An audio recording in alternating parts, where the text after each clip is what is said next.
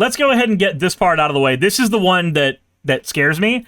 It's one of the ones that scares me, actually, but this one scares me a lot right now because I've seen a bunch of publications talking about this, and we got the whisperings of this during the last Trump administration. So basically, the Trump admin right now is trying to argue that they can prosecute people for being pro-trans or Antifa. And Antifa, by the way, isn't you're part of an organized super sleeper cell Antifa, but like you vaguely have the ideology of not liking fascism.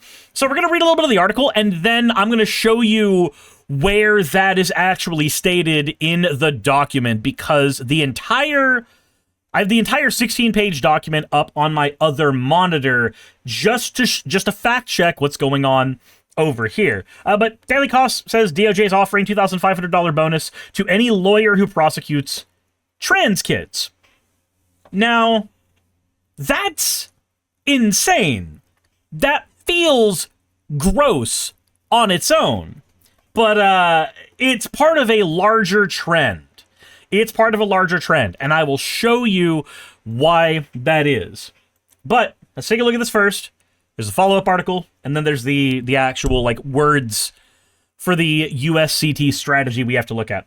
Trump's DOJ is offering hiring bonuses of $25,000 to any lawyer who's willing to prosecute doctors and transgender youth. Following losses nationwide, Trump's DOJ, in an apparent first, is offering sign-on bonuses to retention payments to recently graduated attorneys if they are willing to prosecute doctors and transgender recipients of gender-affirming care.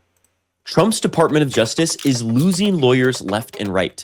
People are either being fired for being too critical of the administration's policies, or they are resigning because they don't want the legacy of working for Trump's Department of Justice. Now the DOJ is reportedly offering $25,000 bonuses to any lawyer who's on board with the weaponization of the DOJ. Part of that weaponization includes investigating gender-affirming care for trans youth, creating a database of those who receive gender-affirming care, or defending Trump's extreme immigration policies, even from federal judges who are saying it is blatantly illegal. So let's start with the facts of this story. This is an article from The Advocate titled Trump Justice Department Recruit. So, I mentioned this is part of a larger strategy. Because the scary thing should not be, hey, Trump is trying to pay his lawyers more so that they don't abandon him. That's not the part that you should be worried about. The part that you should be worried about is this part right here. Now, Mother Jones tends to sensationalize their articles a little bit, so when I read the title that counterterrorism now officially means targeting trans people, I was a little skeptical. Not too skeptical, because I am used to this administration being, patently evil, and the last time this administration was around, they were patently evil. So, I expect things to get worse and worse and worse, and we have to keep fighting it and fighting it and fighting it. And fighting it and fighting it and fighting it looks like getting people organized on the ground level to either unionize or getting your politicians primaried so that limp-dicked Democrats don't end up getting in office. You can get somebody who's ostensibly in the Democratic Party because they have a higher chance of winning that way, but is actually a leftist. That's a thing you can do to actually help things out a lot. Erode power from the bottom so that the top doesn't have as many resources. If we all focus on this, just the top, then the only thing that matters is the president disappearing or voting when it's time for the president to willingly give up power and not start a goddamn coup. Not start a goddamn coup. Coup? Why am I saying coup? Coup. Coup. Not Q. Coup. Q tried to do a coup, but not... Anyway, or both, yeah. Or stop Q and coups. Why not? Why not? Said, oh my god, don't let Trump watch the Orville. So on Wednesday, the White House released a new counterterrorism strategy, the first such directive since a 2021 Biden-era memo, which has now been scrubbed from the White House website. Oh, so 3,300 or 5,500 lawyers left the DOJ? That's funny. That's really funny. So again, I don't want to read this article. I want to look at the actual language that's being used. So who is considered a terrorist? Now, understand that the United States' policy on terrorism is not a very progressive one, let's say. It's not a policy that has a lot of wiggle room for anybody who likes, say, freedom. If you are deemed a terrorist in the United States, I say this in no uncertain terms, we have started wars over that word. So, I want to go ahead and show you what's going on here. Let's go ahead and zoom in a little bit on this so you can read along with the class. Our nation has not been well served by its intelligence community, which has been mired in old ways of looking at threats, or have been actively weaponized by its leadership as a political tool. I wonder who would weaponize our country's resources as a political tool. I wonder who would do that. Whether plotting against conservative Catholics attending traditional mass in Virginia, parents standing up for their children at school board meetings, all that's coded language, by the way. All of that. Conservative Catholics attending traditional mass in Virginia, nobody blinks an eye at that. But let me know in the comment section if you know what they're all actually referring to. Parents standing up for their kids in school board meetings, that's again not what they're talking about. That's coded language. Once more, again, comment section. What do you think they're talking about? But I can go and tell you, at least with the school board meetings, the likely culprit is it's going to be something trans kids. Members of Congress or President Trump and his associates, this administration will continue to prohibit the intelligence community from being used politically against innocent Americans. Okay? Put a pin in that. As real threats were ignored or underplayed, Americans have witnessed the politically motivated killings of Christians and conservatives committed by violent left-wing extremists, including the assassination of Charlie Kirk by a radical who espoused extreme transgender ideologies. Now, I want to ask you all, where in the transgender guidebook does it say kill Charlie Kirk? It's about like trying to ask where in To Kill a Mockingjay it says kill John Lennon, but apparently people found it anyway. These people are absolute morons. Book burners and shit? Morons to the nines. Greta Dave says, included the killing of a guy by a guy who was raised Mormon. Yep. So Charlie was killed by a groiper, fuck all the way off. It's, again, we can grant the premise. We can grant the premise that, sure, what if the killer was pro-trans? Whatever. How does that mean they were going to kill Charlie Kirk? Again, you need to actually define extreme transgender ideologies, but the DOJ is not going to do that. The DOJ is never going to do that. The DOJ is instead going to let that be language that you see so that people will read that online and then put that into a tabloid on Facebook and then share it with your dumbass aunt who's going to repost it 1 billion times because Facebook really, really likes engagement farming and making people angry over people actually being informed. And then a bunch of people are going to think that there's transgender terrorists running around in the fucking streets. In addition to cartels and Islamist terrorist groups, our national CT activities will also prioritize the rapid identification and neutralization of violent secular political groups. Yeah, Christian nationalism's not a problem. Nothing about that could be a problem at all. No, it's the secular groups. They're the violent ones, despite data suggesting otherwise, whose ideology is anti-American, radically pro-transgender, and anarchist. Well, first of all, there's nothing wrong with somebody being an anarchist. I may have my misgivings with the political philosophy, but if somebody just picks up Conquest of Bread and just decides that Kropotkin is like vaguely based, who cares? Why does that matter? Why should that matter at all? But the White House is going to try to use this to argue that no, those people should be prosecuted. Now, the funny thing is, libertarians who consider themselves anarcho-capitalists are uniquely probably not going to be affected by this because they're going to be like, no, I actually love it when the state and possibly the company town fuck my girlfriend. Like that's what they're into. Old Gus says, see, they can't admit they're anti-trans, but if trans people happen to be anti-American. No. They admit it right here. They admit it right here. Radically pro-transgender. They said we'll use all the tools constitutionally available to us to map them at home, identify their membership, map their ties to international organizations like Antifa. International organizations like Antifa. My fucking God. Who's the president of Antifa? Who's the leader? Who controls the sleeper cells? Who's the one who whispers Rosebud in your ear and suddenly you're activated like a fucking woke super soldier? Where is that happening? Antifa is vaguely an ideology, and even that ideology has 12 billion interpretations because it all boils down to not liking Benito Mussolini and Hitler and things they did. That's all it is. That's all it is. Antifa is not an organization. It barely qualifies as an ideology. It is like atheism. It's not an ideology. It is your answer to a singular fucking question. Are you an atheist? Then you don't believe God exists. Same thing. Are you Antifa? It's because you don't like fascism. That's what it is. I guess every World War II vet, every single one of them, needs to be thrown to the gulags. Dorita says, you heard about them arresting the girlfriend of the founder of Antifa like a year ago, right? Who the fuck is the founder of Antifa? Whoever it is, they're dead by now, because that's a thing that's been written about since the fucking 30s. Like, since the minute Mussolini took power and coined the word fascism, anti-fascism was coined. My God. We'll use all the tools constitutionally available to us to map them at home, so that international organizations like Antifa and use law enforcement tools to cripple them operationally before they can maim or kill the innocent. We will do the same with the state sponsors of such groups and those governments undertaking lethal plots in U.S. soil or against Americans anywhere. So state sponsors of such groups.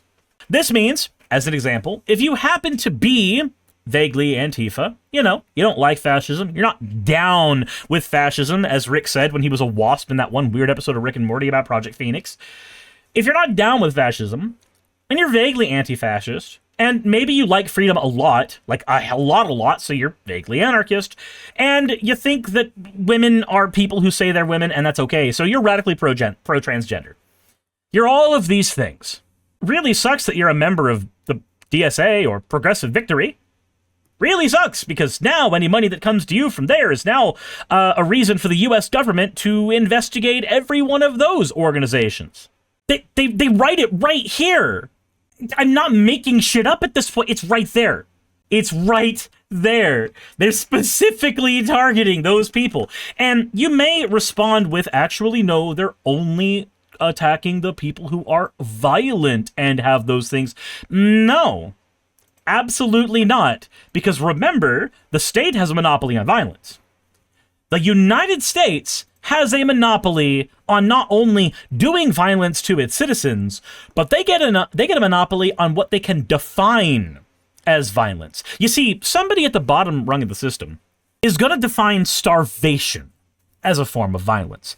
They're going to define not being able to receive health care as a form of violence, because the end result of being punched in the stomach and having a stomachache that way, or having a stomach bug that can't be treated because a doctor won't treat you, the end result is the same. Your stomach fucking hurts. Either way. It's a really dumb way to put it, but a state not seeing to the needs of its people, ignoring the needs of its people, is going to be seen from people at the bottom area of the working class as a form of violence. But the United States uniquely gets to define what violence is. They get to say that's not violence. No. And our police beating the shit out of you is also not violence. And our military invading Iran is also not violence. And raping a child is also not violence, because if it was, maybe the United States president would be in jail where he fucking belongs. But, of course, now that I'm actually saying that, man, maybe I'm going to get thrown in jail for that. Rhino got banned for saying similar things, though slightly edgier. They face 3 major types of terrorist groups. Violent left-wing extremists, which include anarchists and anti-fascists, legacy Islamist terrorists, and narco-terrorists and transitional gangs. So, narco-terrorists and transitional gangs, this is more weaponization of the war on drugs. It never ended. It never changed. It's never going to. Likely not. Legacy Islamist terrorists. Sure, if somebody straps a bomb to their chest and runs at a building, that's bad, but how often are we actually seeing that in the United States? Or are they saying, like, Zoran Mamdani taking over New York is a violent legacy Islamic terrorist activity?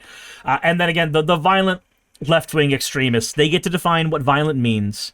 So, okay. See, this runs counter to the FBI stats on politically motivated violence that show that right-wing violence in almost every administration has been a larger culprit for violent tendencies in the American populace. The only years where that has been any different have been, the last year with Donald Trump, because he gets to decide what data is accurate. Here, hold on. Let me see. I looked this up before. Let me see if it's the same as it was last time. So, this was an analysis of a lot of older papers. And I'm going to go ahead and quote it for you, just so that you know. The findings from the studies they looked at, characterized by different scopes and units of analysis, provided substantial support for conclusions about the relationship between ideology and the use of politically motivated violence. First, data on extremists in the United States showed that left-wing radicals were less likely to use violence than right-wing or Islamic radicals. Second, using worldwide data, we found that in comparison to right-wing and Islamic groups, attacks motivated by left-wing groups were also less deadly. These substantive conclusions were not affected by the inclusion of a set of controllable variables. Thus, the main findings appear to be robust across levels of analysis and geographical types of data. And their research is in line with past research. So, this one was from 2022. Okay. So, I remember looking at the graphs from recent years, and there is an uptick in left-wing violence from like 2025, I believe, if memory serves. But this study from 2022 basically says exactly what I thought it was going to say. When it comes to violence, the right-wingers do it more. And when violence is done, when the right-wingers do it, they're more deadly. Doria says, the thing seems to show that right-wingers focus on people, whereas left-wingers focus on property. Right. When a left-winger gets mad, they break a window. When a right-winger gets mad, they break a clavicle. That's the difference. And yet the United States government is far more worried about the left-wing violence, such that in their paper, they do not cite right-wing violence as even a concern. Doria says, or their wife. You're right. Sometimes those who burn crosses do in fact work in the forces. You're right, Dorito. You're 100% right. Anyway, there's a certain percentage statistic when it comes to the police that anybody could Google if you were really interested. Oh my god. And like, when you look at the language of this strategy document, you get weird shit. Like, the borderless America created by the Biden admin. My guy, Biden deported a bunch of people. He was not a borderless America. Look up 41% cops for more information. Exactly. The borderless America created by the Biden administration was so badly exploited by threat actors that during one 12-month period of the previous administration, more Americans died as a result of the illicit drugs flooded into the country by the cartels than all of the U.S. servicemen killed in combat since 1945. Right. But those two comparisons don't matter. So all U.S. servicemen killed in combat. Well, we know that the amount of people who died in combat after World War II has drastically gone down for American forces. Like, the Afghan War, I think we only lost a few thousand, right? Ultimately, in the end? Is that similar to the Cops 34th rule? No, that's the Trump 34th rule, or the Steven Anderson 34th rule. The comparison about people dying to illicit drugs. That's going to compile people who died of overdose. That's going to compile people who died while having a drug in their system, even if that couldn't be calculated as a drug-induced death. That's going to be compiling people who died as a result of gang violence where drugs might have been utilized. You know, that thing the CIA actually fomented themselves years ago. Yeah, that was a cool thing they did. Anyway, anybody want to look at the history of the Black Panthers and see how we destabilized them? That's a fun Google, right? So didn't drugs spike in 2020? Boy, howdy, I wonder why drugs might have spiked in 2020.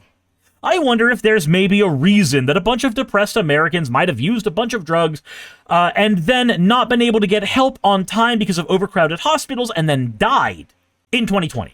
I wonder if there's any possible reason that might have happened. Any, maybe, slight cause that could have done that. I love how it says during one 12-month period, but it does not state the actual 12-month period that it happened. It's just one 12-month period of the previous administration. You could have picked any 12-month period to make your point at that point. And again, comparing drug-induced deaths versus servicemen killed in combat over an amount of time, those two numbers aren't comparable. Show me how the drug-induced deaths in America have changed year by year. That's the categorical comparison that matters. But of course, all we get is a vague 12-month period that Americans died as a result of illicit drugs flooded into the country. And again, that language is ridiculously vague. That can be overdose. That could be gang violence. That can be guy dies in a car crash, but they have some fentanyl in their system because it's for pain. All of those can be calculated arbitrarily because the language is so goddamn vague. And that's the kind of vague language that the Trump administration is going to use into the future in order to convince themselves and their constituents and everybody else that it's okay for them to get on to you because you happen to like an Antifa post one day, or you happen to be trans or have a trans friend and you're vaguely pro their existence. I guess you're a terrorist now. I got angry at a family member of mine years ago when the Trump administration in 2020 tried to argue that Antifa was a terrorist organization that they would be going after. And then, of course, Trump lost his election and Biden got in office and all that stuff got put on hold on the back burner. But now it's put in direct documentation. This just came out 3 days ago. This came out 3 days ago as of time of recording. So we are going to see how this affects anything because there's two worlds that happen here. Either we get a drastic uptick in random people being arrested by the United States government fucking Andor style, or alternatively, this becomes a thing they can put as a boisterous claim and then actually do nothing to act on, because putting a counterterrorism strategy in does not necessarily mean that somebody is, immune to the rule of law, which also includes certain protections for themselves. Because that's a thing the Trump administration has done before, too, where they've just thrown out a document, shat it out right onto the floor, saying that this is the thing you're supposed to do. Here's Kristi Noem's new policy on whether you need a warrant to break down somebody's door to see if they're too brown. And then, the actual legal codes of the United States don't allow for it, but Kristi Noem thinks it's okay. That's why she got reshuffled to fucking California. Old Gus says, y'all want to take bets on if they'll count the IRA as a terrorist organization or a charity NPO? Likely. Then he says, 1, bluster, 2, do nothing, 3, lie, 4, claim victory. Yep. Naki Bree says, Kristi Noem's new policy on pet ownership. It's really wild to me that if any of us were to do anything untoward to one of our animals, we could get prosecuted for animal abuse, which is fair and right and just and good. But Kristi Noem can gloat about killing your dog in her book, and it's fine. She gets a position in the United States government, and a pedophile gets a position as the president. Boy, howdy, our standards are quite cool, aren't they? Aren't they? Anyway, the DSA is a cool organization, and there's a chance that the president is going to try arguing that they're a terrorist organization sometime down the road, so maybe join them as soon as possible so that you can get the most good done, because, I'm sorry, but there's no point in time where you're just going to be arbitrarily safe simply because you're not doing anything. It's just the world we live in right now. You may not care about politics, but I promise you, beyond a shadow of a doubt, politics cares about you, because a counter-terrorism document gets to be shadow-dropped 3 days ago, telling you that, oh no, you're too pro-trans, I guess you get to get the fucking wall. Hey, you made it to the end. I want to give an extra thanks to the patrons who allow me to do this full time. I want to thank Aaron Rail, Astral, Britzkrieg, Jemshin, Poundini, Red Joker, Victoria, Jonas, Craig, Tarika, Fireshard, Smiling GM, John, Dren Hadamada, Creeper, Sagitta, I'm not saying that last part, Sylvie Snow, Valis of Seraph, Ottoman Angel, Rooster Rachel, and Fire Panda, who are all my $20 and up patrons.